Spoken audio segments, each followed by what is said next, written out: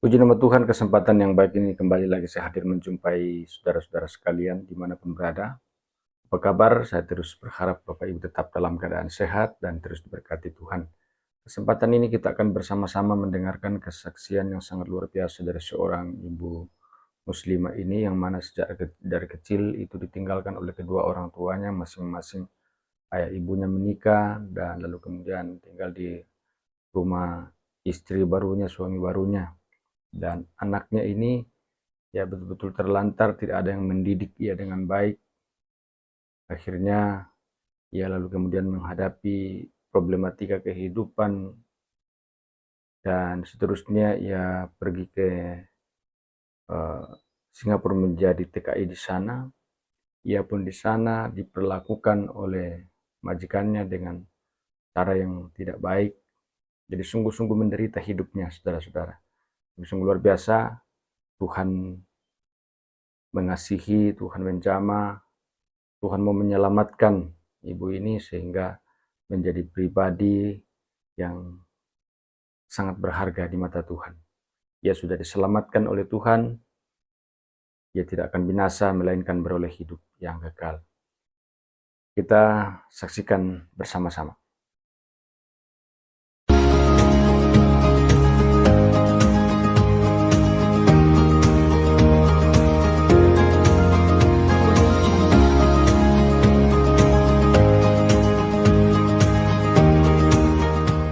Cerita di hidup saya dulu waktu masa kecil saya itu ditinggal oleh kedua orang tua saya masih kecil.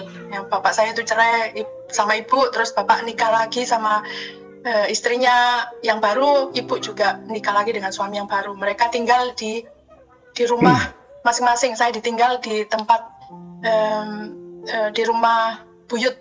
Saya hidup dengan buyut saya. Jadi waktu kecil itu saya merasa sangat kecewa banget ngelihat teman-teman tetangga itu punya bapak, punya ibu gitu ya, lengkap.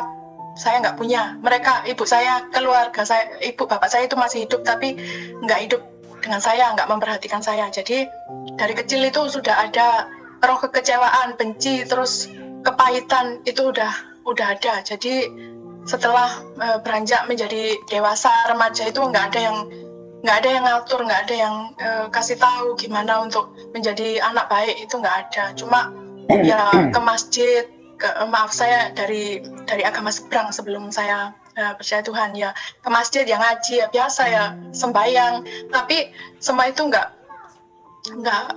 bisa merubah hidup saya. Terus waktu saya beranjak menjadi seorang remaja itu ada roh pemberontakan yang saya tahu sekarang ini, roh pemberontakan itu ya. Jadi kalau orang itu bilang kamu jangan begini, orang itu bilang kamu jangan begitu, itu saya berontak. Yang saya lakukan itu berbuat zina ya. Saya terbelenggu masuk dalam dosa perzinahan. Nah, satu waktu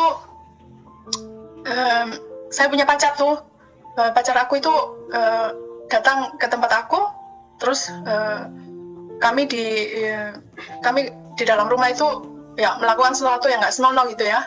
Kalau saya ingat-ingat lagi itu, oh luar biasa, kayak malu gitu. Tapi puji Tuhan, saya di dalam Tuhan nggak ada rasa malu lagi, karena Tuhan itu baik. Tuhan itu nggak ngelihat bagaimana siapa saya sebelumnya, tapi Tuhan itu selalu melihat bagaimana saya sekarang.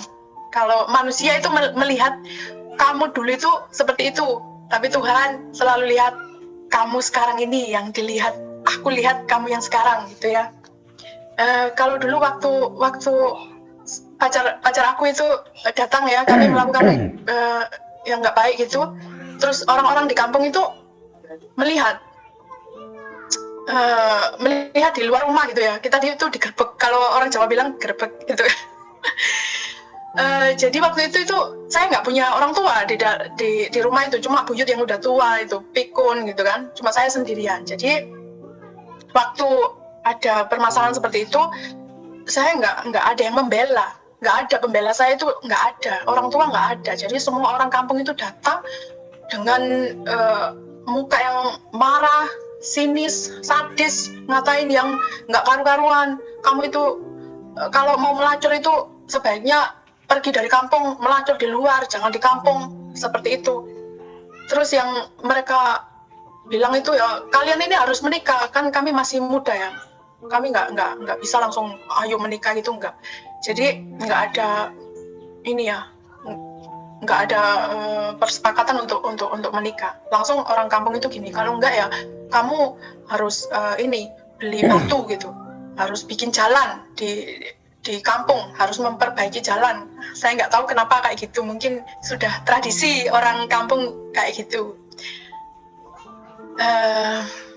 Setelah itu hancur banget hati saya itu malu banget untuk hidup di kampung itu. Saya keluar dari kampung itu, minggat gitu, kalau orang Jawa bilang itu minggat gitu ya. Setelah itu minggat itu, perginya itu ya sama orang-orang yang nggak karu-karuan, jadi ya hidupnya tambah nggak karu-karuan. Akhirnya minum, merokok ya kayak gitu. Itu suatu hal yang kayak apa ya, pelampiasan gitu ya. Tapi itu semua nggak bisa menjadi apa, mengubah untuk menjadi baik gitu, tambah nggak karu-karuan gitu kan. Akhirnya saya pergi ke Singapura bekerja sebagai pembantu rumah tangga di sana juga. Dan di Singapura itu saya kerja dengan orang yang sangat gimana, kalau kejam itu kan pasti dipukul gitu. Saya nggak dipukul, cuma orangnya itu cerewet banget, terus suka marah gitu kan. Kamu itu harus kalau pagi-pagi itu harus bilang good morning. Pokoknya kalau ngomong bahasa Inggris itu harus ngomong yang baik gitu kan. Pokoknya seperti itu, harus bersih, rumah itu dibersihkan. Kalau ada rambut satu jatuh di lantai, itu saya kena marah. Terus setiap nyapu itu nggak boleh pakai vacuum cleaner, saya harus bersihkan dengan tangan dan juga nyuci pakai dengkul itu, glesot gitu ya. Itu saya merasa, aduh hidupku kok parah banget gitu, nggak baik banget. Dari kampung saya melarikan diri sampai ke Singapura kerja jadi pembantu itu kok berat banget, susah banget jadi orang miskin itu susah banget, bener-bener nggak ada sukacita sama sekali. Hidupku udah ditinggal orang tua, udah digerebek di kampung, pergi ke Singapura juga ketemu majikan yang marah, yang suka ngolok-ngolok gini. Nggak ada yang sekitar aku itu, kok nggak ada orang yang baik ya kayak gitu. Itu tahun 98 ke Singapura itu. Satu hari di Singapura itu ada tahun baru 98, terus majikanku sama aku sama keluarganya itu ke Orchard Road. Nah di situ, waktu di Orchard Road itu saya dimarahin di satu toilet gitu kan. Itu toilet umum. Majikanku yang perempuan itu marah banget sama aku. Itu karena sesuatu yang kecil gitu. Tapi saya dimarahin di depan umum. Di situ saya, ya Tuhan, tapi nggak kenal Tuhan Yesus itu. Kayak ini di hati itu kayak gini. Kok kayak gini, sedih banget. Nggak bisa ngomong, nggak bisa apa, kayak kayak nggak bisa nafas gitu, sakit banget di leher itu, kayak mau nafas itu sakit banget. Terus ada satu orang perempuan itu cuci tangan di toilet itu. Nah ini yang saya nggak cerita, yang saya ke Singapura terus ketemu di toilet seorang perempuan itu, saya nggak cerita di videonya Pak Yusuf dulu ya, ketinggalan, lupa atau gimana. Terus perempuan ini tiba-tiba menoleh ke belakang dan tanya sama saya, ngomong bahasa Inggris, are you Kristen? Kamu orang Kristen? Kayak gitu. Padahal saya Muslim waktu itu. Dia sambil nyodorin tangannya gini ya, kamu orang Kristen? Saya bilang, saya ngangguk aja, karena apa? Saya merasa bahwa orang sekitar aku itu nggak baik. Nah ini cuma orang satu ini yang baik. Yang tanya, apakah kamu orang Kristen? Saya bilang, iya, padahal saya bohong. Iya, saya Kristen. Nah, dia bilang Merry Christmas gitu kan. Setelah saya dibilangin gitu, saya merasa bahwa wow, ini ada satu orang yang baik banget, padahal saya nggak kenal. Padahal orang itu nggak kenal saya juga, mau nyalamin saya, bilang Merry Christmas, wow gitu ya. Ada perasaan yang luar biasa gitu. Meskipun majikan saya itu ada di samping saya, dia bilang, kamu itu bohong, kamu itu orang Muslim, kenapa kamu bilang Kristen gitu. Saya nggak tahu, saya cuma bilang, ngangguk gitu, nggak ngerti apa-apa gitu kan. Setelah itu, waktu di Singapura itu, saya diberi mimpi oleh Tuhan gitu. Saya tahu itu mimpi dari Tuhan sekarang. Kalau dulu saya nggak ngeh sama sekali, karena mimpi itu nggak pernah saya lupa. Dari tahun 98 sampai sekarang itu saya ingat terus, tapi saya nggak ngerti artinya gitu ya. Itu saya berjalan di sebuah jembatan yang rusak gitu ya. Di sekitar saya itu gelap banget, gelap. Terus angin kenceng, jembatan itu kayak bergoyang ke kanan ke kiri gitu. Tapi saya tetap berjalan di atas jembatan itu dengan pegang talinya di jembatan gantung gitu ya. Di bawah itu jurang, di sebelah ini gelap. Pokoknya secara manusia saya ini ketakutan. Tapi saya tetap berjalan. Karena apa? Saya melihat di depan itu ada cahaya, ada pengharapan di depan saya itu. Jauh, tapi saya harus berjalan ke cahaya itu. Nah, di situ saya berjalan. Dengan ketakutan itu saya tetap berjalan. Saya sampai ke cahaya itu. Saya lihat sebuah rumah kecil. Saya ada di luarnya melihat ke dalam.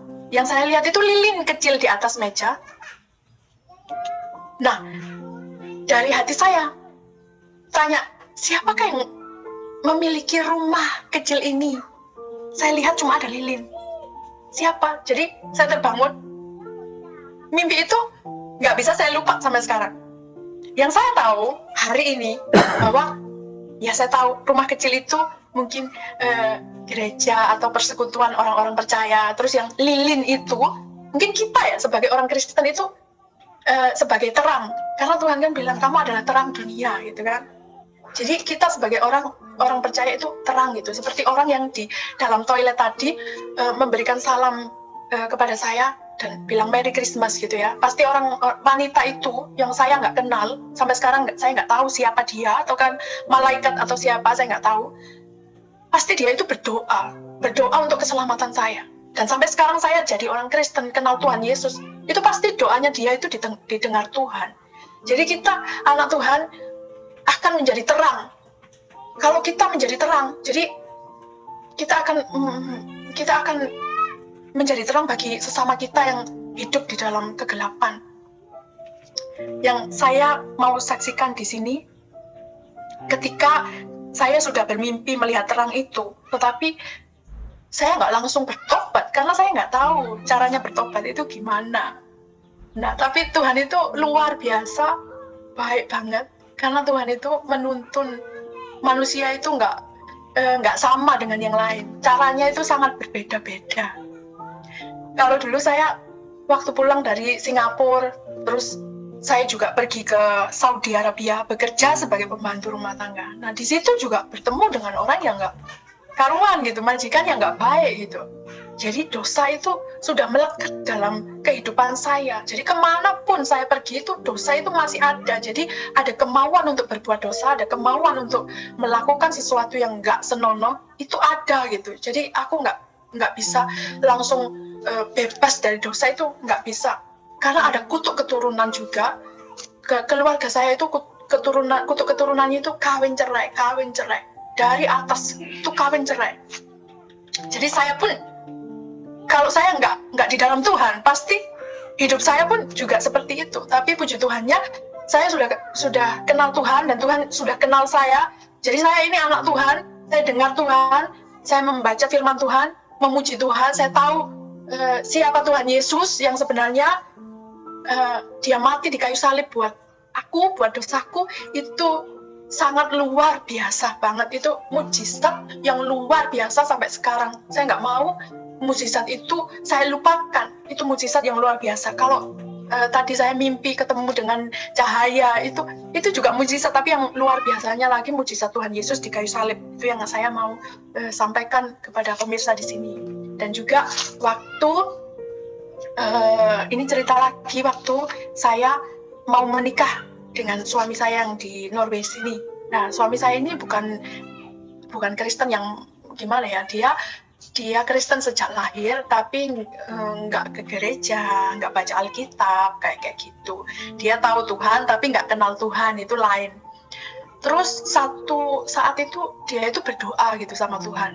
tiba-tiba dalam hatinya itu merasa kayak sendiri, kayak ensem, kayak sedih banget gitu. Langsung dia itu berdoa, Tuhan kasih aku jodoh gitu, biar aku nggak sendiri. Langsung dia nangis. Beberapa bulan kemudian saya datang ke Norway, tapi saya itu masih Muslim ya, saya belum Kristen waktu itu.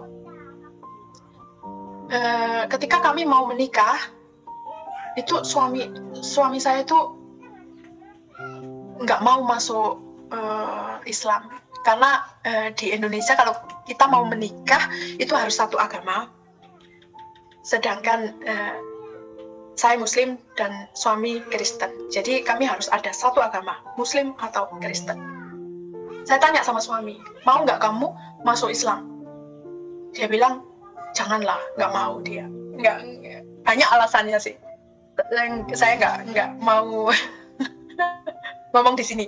Terus kalau masuk Kristen itu kan nggak banyak ini ya, nggak banyak apa yang harus dilakukan gitu, cuma baptis aja sama paper gitu aja.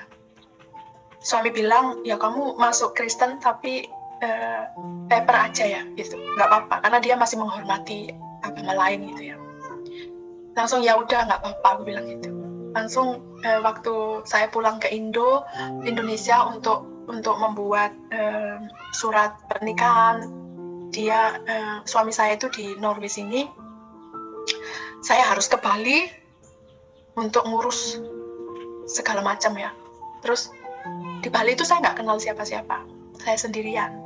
Ada temannya kakak saya di Bali yang orang tukang rias atau salon gitu ya, itu aja. Tapi saya nggak kenal sendiri, cuma kakak saya itu yang bilangin saya kesana gitu, ngomong sama dia.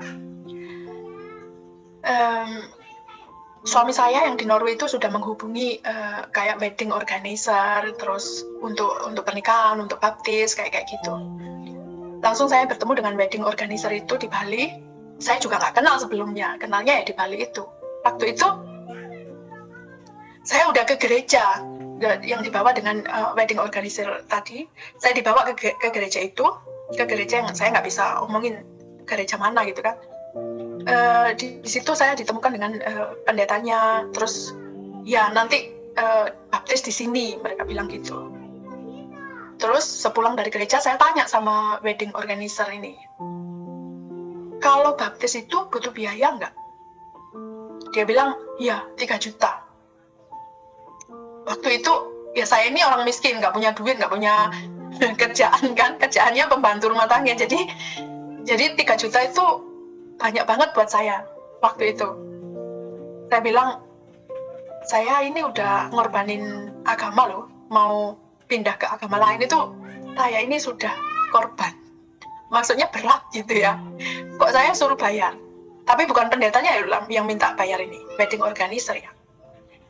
Saya bilang, saya mikir-mikir, nggak mau. Saya esok hari Minggu itu saya udah janjian mau ke gereja yang wedding organizer ini kasih kan, tapi saya nggak mau ke sana.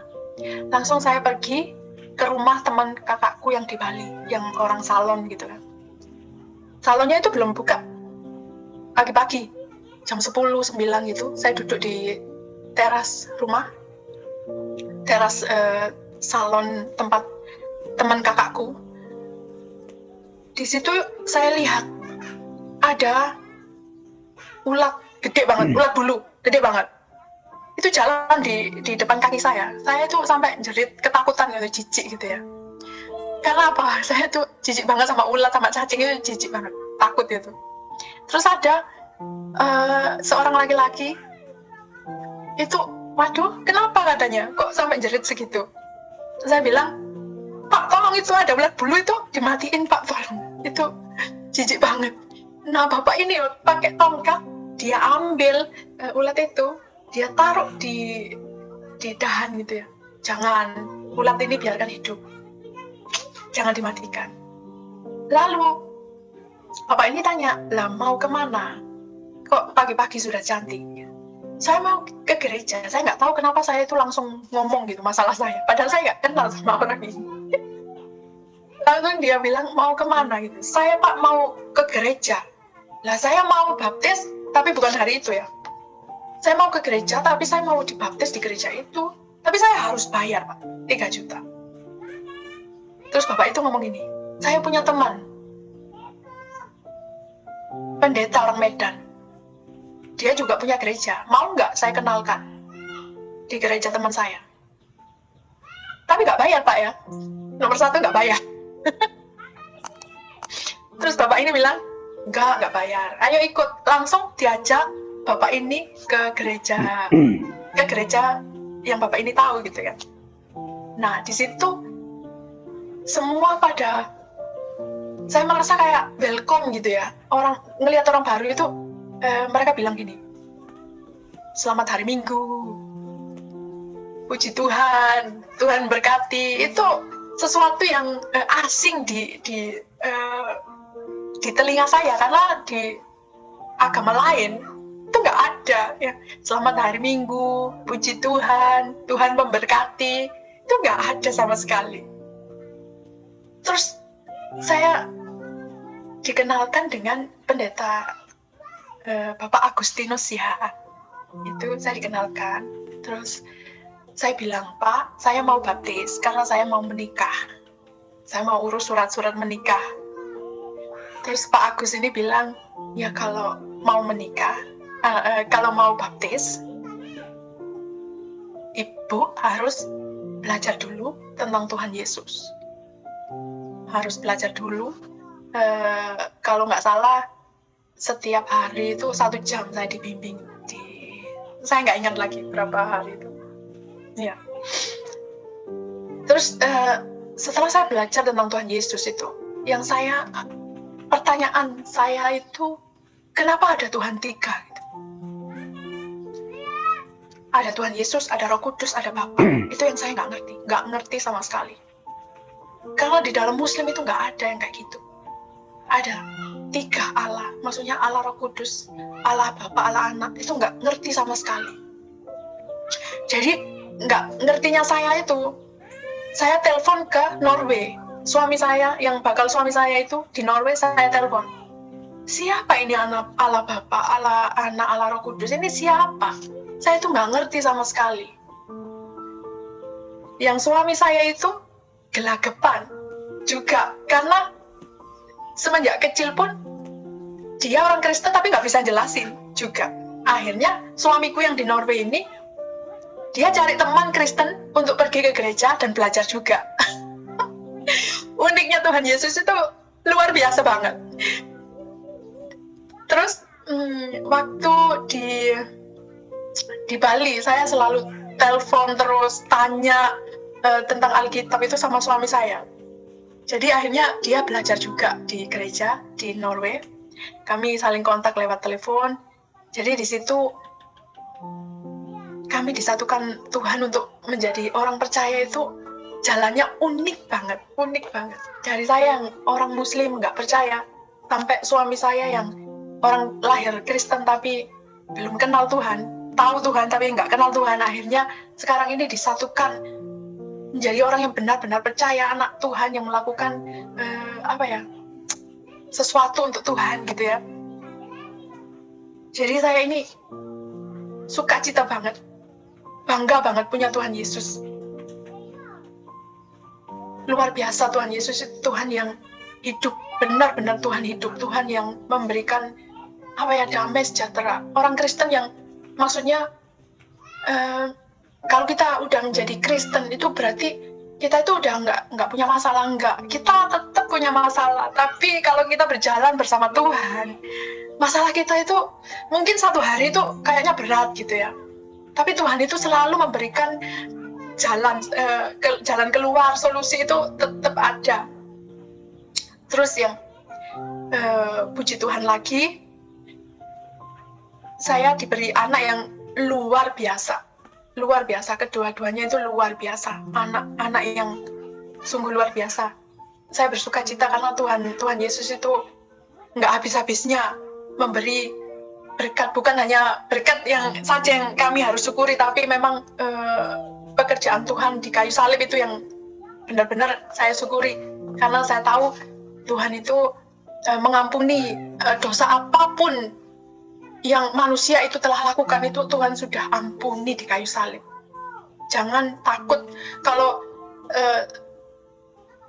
ada yang berbuat dosa terus takut untuk datang ke Tuhan, itu salah. Mendingan datang ke Tuhan, bilang sama Tuhan, Tuhan ampun, saya mau menjadi anakmu, kayak gitu. Terus maaf ini ceritanya agak lompat-lompat ya. Terus waktu di gereja itu saya belum mengenal Tuhan. Waktu di Bali di gereja itu saya masih ada pertanyaan yang benar itu yang mana, yang Tuhan Yesus itu siapa, pertanyaan seperti itu masih ada kayak gitu, karena saya memang benar-benar nggak kenal. Terus satu hari di hari Minggu, Bapak Agustinus ini ada khotbah. Pak Agustinus ini nggak kenal siapa saya. Dia orang Medan, saya orang Jawa. Saya datang ke Bali tanpa teman, tanpa siapa. Nah, Pak Agus ini berkhotbah tentang Yohanes 8 itu. Dari firman Tuhan tersebut. Hati saya itu kayak menjerit gitu. Wow, kalau dulu saya waktu di agama seberang, saya berbuat zina. Dosa saya itu bertumpuk-tumpuk, gimana untuk melunasinya. Saya pasti kalau mati itu ke neraka, pasti itu nggak ada karena hukum di Al-Quran itu seperti itu. Kamu berzina masuk neraka, kayak gitu. Caranya menebusnya gimana? Nggak bisa sama sekali, karena itu dosa yang bertumpuk gitu ya. Langsung di firman Tuhan di situ dikatakan, "Ilah, jangan berbuat dosa lagi. Saya pun mengampunimu. Saya tidak menghukummu." Tuhan bilang, "Wih, luar biasa Tuhan Yesus, luar biasa. Tuhan aja nggak menghukum." Nah, itu cerita yang di Matius itu seperti cerita saya. Waktu di kampung, saya dikerumunin orang, dipermalukan orang. Memang saya berbuat malu, otomatis saya dipermalukan orang, dihukum orang. Saya disuruh beli batu. Untung saya nggak dilempari batu seperti di perjanjian lama. Tapi masih beruntung. Nah, itu luar biasa Tuhan Yesus waktu itu ada di hati saya, kayak, wow, Tuhan Yesus siapa? Dia itu Tuhan yang luar biasa, bisa mengampuni dosa manusia. Wow, luar biasa. Semakin saya ingin tahu siapa Tuhan Yesus itu sebenarnya, semakin saya ingin mengenal dia lebih lagi. Itu yang luar biasanya kasihnya. Kasih Tuhan itu luar biasa. Nggak ada kasih Tuhan Yesus itu di dunia ini menyamai dengan kasihnya manusia.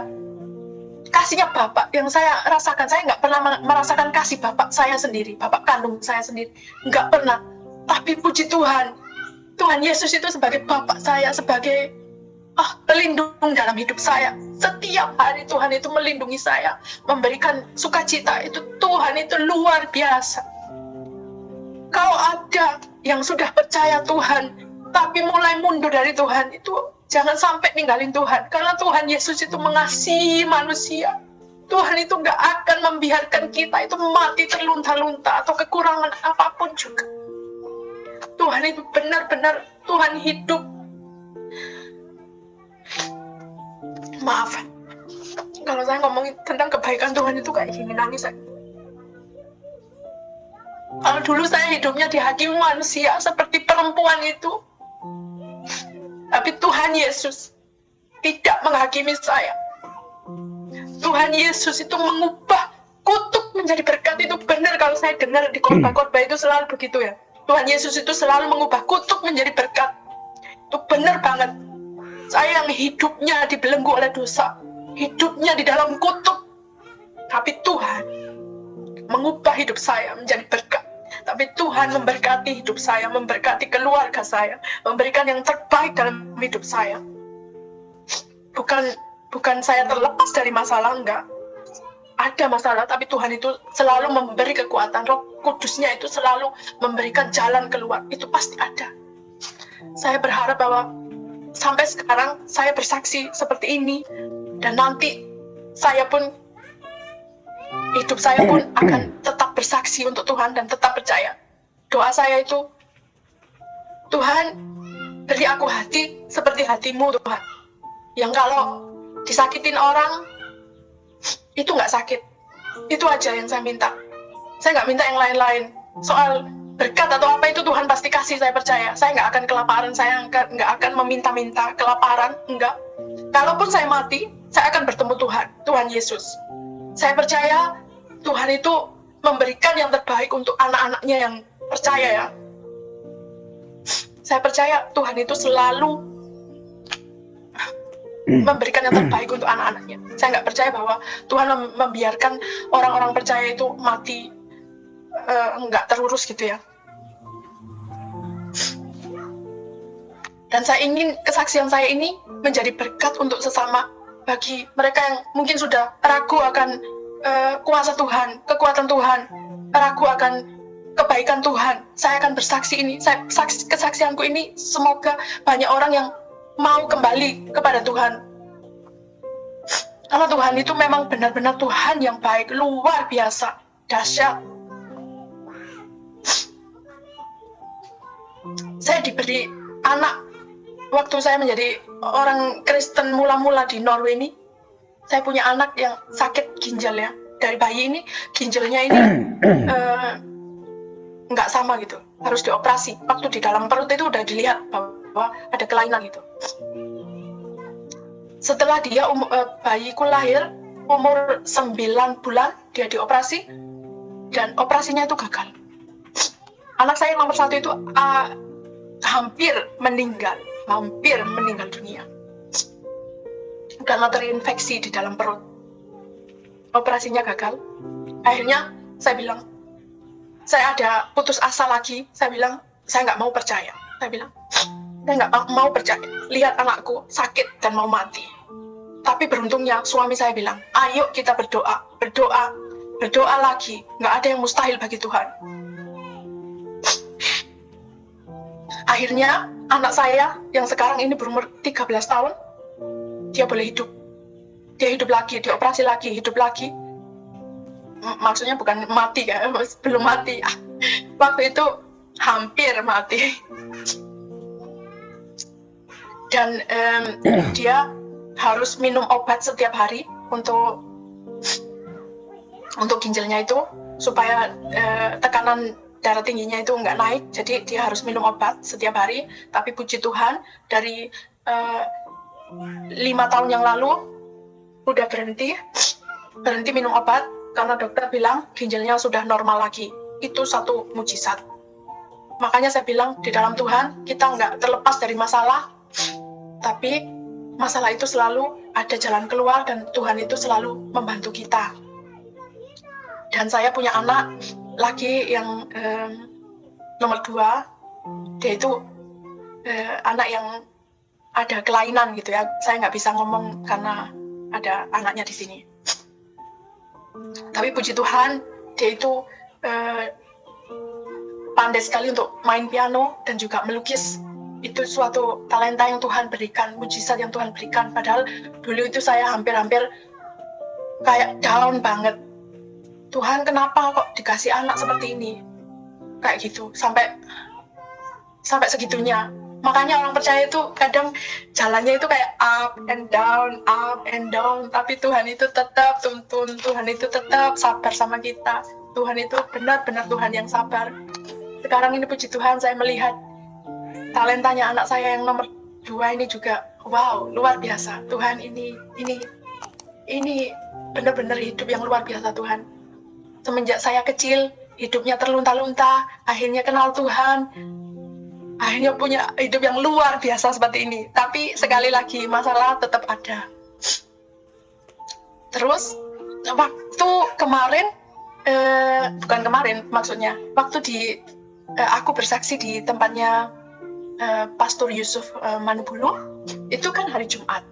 Nah, hari Minggunya, kedua orang tua saya itu telepon sama saya bahwa mereka terserang sakit penyakit. Itu di hari yang sama, di jam yang sama, saya mendapat telepon. Ibu saya kena usus buntu dan itu harus dioperasi, sedangkan bapak saya kena depresi. Terus saya berdoa sama Tuhan, Tuhan ini kok kena serangan kayak gini langsung gitu ya. Maksudnya hari Jumat saya bersaksi, hari Minggunya kedua orang tua saya itu diserang penyakit gitu ya. Terus saya bilang, ya ini mungkin mereka harus ke tempat teman saya yang orang penginjil, Pak Khairul Anwar yang di Malang itu ya. Itu bapak saya mau pergi ke sana karena dia lihat Khairul Anwar itu kan nama Islam ya. Dia pergi ke sana mau didoakan. Langsung di sana didoakan dan bapak saya itu sama tantenya, sama anak tantenya itu sembuh. Ibu saya juga dioperasi juga sembuh. Saya juga berdoa untuk ibu saya tetap untuk percaya Tuhan. Tapi hari ini kedua orang tua saya itu disembuhkan Tuhan, tapi belum percaya Tuhan. Saya percaya itu butuh waktu. Waktunya Tuhan, waktu yang baik. Saya percaya itu. Dan saya percaya satu orang di dalam rumah percaya dan diselamatkan, dan seluruh keluarganya juga akan diselamatkan. Saya percaya itu. Dan juga saya juga ingin, ya itu bapak saya itu. Bapak saya ke rumahnya Pak Khairul. Iya Pak, luar biasa.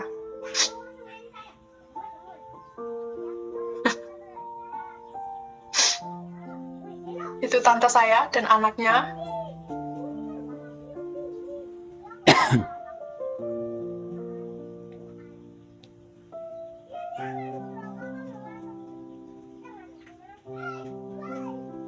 Luar biasa.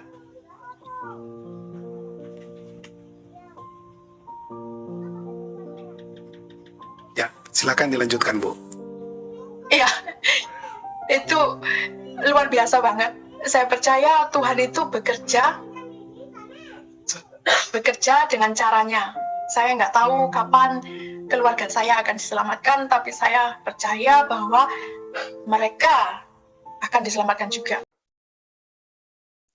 Demikian saudara-saudara, kesaksian ibu ini semoga bermanfaat, menguatkan kita supaya kita pun semakin semangat dalam menjalani kehidupan ini, bahwa sekalipun tantangan persoalan hidup, tetaplah beriman, karena saudara dan saya yang percaya kepada Kristus itu berharga di mata Tuhan.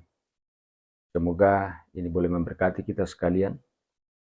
Dan jangan lupa saudara-saudara terus dukung channel ini dengan cara like, subscribe, dan share, supaya saudara terus mendapat notifikasi video-video terbaru dari saya, dan channel ini akan terus berkembang dan menjadi saluran berkat bagi banyak orang. Tuhan Yesus memberkati.